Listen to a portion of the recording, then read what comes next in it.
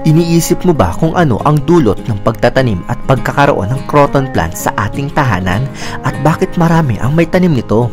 Mayroon ba itong benepisyo para sa ating buhay? Sa videong ito ay aalamin natin ang mga misteryong tinataglay ng croton plant at tatalakayin din natin kung bakit naging isang napakahalagang halaman sa larangan ng feng shui ang croton plant. Ano nga ba ang koneksyon ng halamang croton sa mga pamahiin at pampaswerte? Tara at alamin natin ang mga ito. Kaya bago tayo magpatuloy ay pakipindot mo muna ang subscribe button at pakipindot mo na rin ang bell icon para lagi kang updated sa mga bago kong upload na video.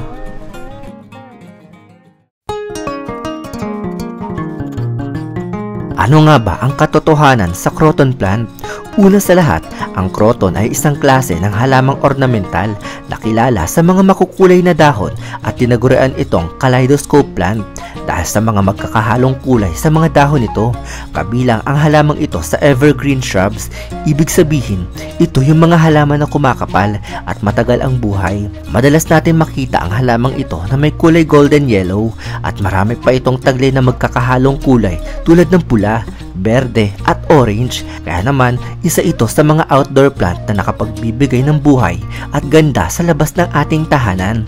May iba't ibang uri rin ang croton plant at ang pinakapopular na mga variety ng croton ay ang banana croton, Zanzibar croton at magnificent croton, at sinasabing mayroong humigit kumulang 100 varieties ng croton plant. Bukod sa kagandahang taglay nito, ang croton ay may benepisyo rin sa ating kalusugan sapagkat maaari itong makatulong sa paglilinis ng hangin sa pamamagitan ng pagtanggal ng ilang mga toxins sa hangin at sa paligid ng ating tahanan at maging sa loob ng bahay. At dumako naman tayo sa mga paniniwala sa halamang croton sa kultura ng feng shui at vastu.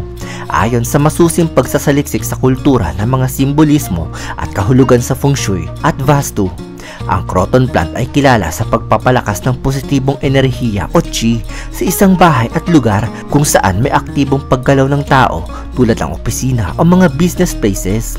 Pinaniniwalaan sa kultura na sumasagisag ito sa lively vibes dahil sa agaw pansin at maliliwanag na kulay na mayroon ang croton. Ginagamit din ang croton plant sa mga ritual sa ilang parte ng bansang India sapagkat pinaniniwalaan nila na kapag papalayas di umano ang croton plant ng bad energies at evil entities sa isang lugar. Kaya mapapansin na makikitaan ang mga kabahayan na mayroong tanim na croton sa kanilang bakuran. May mga swerte rin itong simbolismo na kanilang pinaniniwalaan. Una, prosperity and wealth. Ang mga golden yellow, green at red colors na dahon ng croton ay pinaniniwalaang may hatid na swerte sa pera at kasaganahan.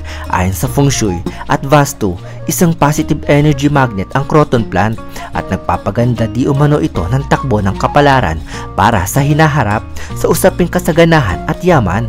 Sumisimbolo rin ito sa chi amplification o nagpapalakas ng hatak ng good chi mula sa liwanag, kaya mas madalas nila itong ilagay sa mga matatamlay na lugar upang maiwasan ang pagkakaroon ng stagnant energy. Pangalawa, protection. Ang mga maliliwanag na kulay na taglay ng croton plant ay pinaniniwalaan rin sa feng shui, lalo na sa vastu, na nakapagtataboy ng masasamang enerhiya at masasamang espiritu upang maiwasan ang kamalasan sa mga bagay na importante sa ating kapalaran, dahil ayaw na ayaw di umano ng mga masasamang enerhiya na ito sa mga bagay na may simbolismo ng liwanag. Ayon pa sa mga pamahiin nito sa bansang India na naniniwala sila na iniimpluwensyahan din ng croton ang mga iniisip ng mga miyembro ng pamilya at pinoprotektahan sila nito mula sa mga padalos-dalos na desisyon at tumutulong na iwasan ang mga masasamang pagkakamali. At pangatlo, spiritual healing. Ayon pa sa kanilang paniniwala na nakapagbibigay din ng proteksyon sa ating spiritual na enerhiya ang halamang ito upang maiwasan makatanggap ng mga masasamang balita, at kaya din di umanong ayusin ng croton plant ang hindi magandang enerhiya sa isang lugar upang makapagbigay ng peace of mind, dahil ayon sa paniniwala nila na ang halamang croton ay sobrang gusto ng kaayusan. Kaya naniniwala sila sa bansang India na may taglay itong positibong epekto para sa mga nagmamay-ari ng croton na ayusin ang kanilang spiritual na lakas. Saan nga ba dapat ilagay ang croton plant ayon sa feng shui at vastu upang makapagdulot ito ng swerte? Una, ilagay ito sa east or southeast area. Kilalang outdoor plant ang croton plant at maaari itong itanim o ilagay sa silangan at timog silangang labas ng ating tahanan upang humatak ito ng swerte sa usaping pinansyal at magdala ng kasaganahan sa ating tahanan. Ang mga bahaging silangan at timog silangan sa ating bahay ay kaugnay sa wood element sa feng shui at upang mahatak nito ang swerteng dulot na taglay ng wood dragon ngayong year 2024. Pangalawa, maaaring ilagay sa living room. Pwede ring indoor plant ang halamang croton basta ipwesto lamang ito sa pinakamaliwanag na lugar sa ating sala sapagkat ang paglalagay ng halamang croton sa sala ay maaaring magdulot ng masigla at masayang atmosfera upang maiwasan ang stress at stagnant energy sa bahay. Ang makulay nitong mga dahon ay nagbibigay ng aesthetic at lively vibes upang makapag-imbita ng positibong enerhiya sa ating living room. At pangatlo, ilagay sa front house. Binibigyang diin sa feng shui ang balanseng enerhiya kaya't mainam na ilagay ang croton plant sa harap ng tahanan upang salain nito ang lahat ng enerhiya papasok sa ating tahanan at tanging positive energies lamang ang pinahihintulutan nitong papasukin sa ating tahanan.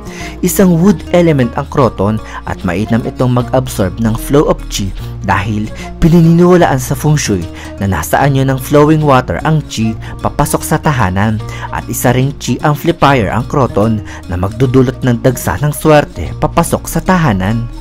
At narito naman ang tamang pag-aalaga ng halamang croton.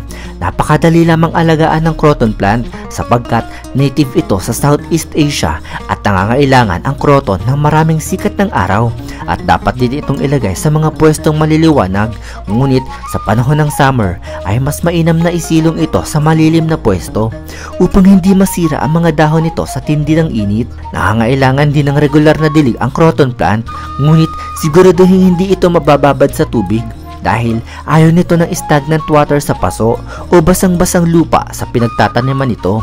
At paalala lamang dahil ang mga dahon ng croton ay maaaring maging nakakalason para sa mga alagang hayop at mga bata. Paalalahanan ang mga bata at ilayo ito sa mga alagang hayop at mas mainam na ilagay ito sa labas ng bahay kung tayo ay may mga kasamang bata at alagang hayop sa ating tahanan. Ang ating tinalakay na swerte at simbolismo tungkol sa croton plant ay mga gabay lamang mula sa paniniwala, kultura at kasabihan sa feng shui at vastu, at kung susundin mo ang mga ito ay nakasalalay ito sa iyong personal na pagpapasya, paniniwala at kagustuhan. Sa huli, ang kaisipan sa pag-aalaga ng mga halaman ay para makapagdulot ng kasiyahan at magandang tanawin sa tahanan na mararamdaman mong maayos at komportable para sa iyo.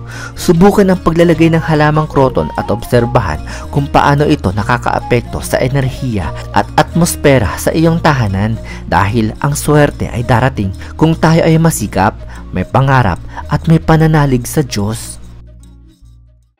Isang episode na naman ang natapos sa linggong ito. Hangad kong nabigyan kita ng mga ideyang makabuluhan. Kung ikaw ay may mga topic at katanungan na gusto mong mabigyan ng linaw, ay comment mo lamang yan at aking susubukang bigyan paliwanag ang iyong gusto maging paksa para sa susunod na episode ng Ideya PH. Kaya huwag kalimutang pindutin ang subscribe at pakipindot na rin ang bell icon para lagi kang updated sa mga bago kong upload na video.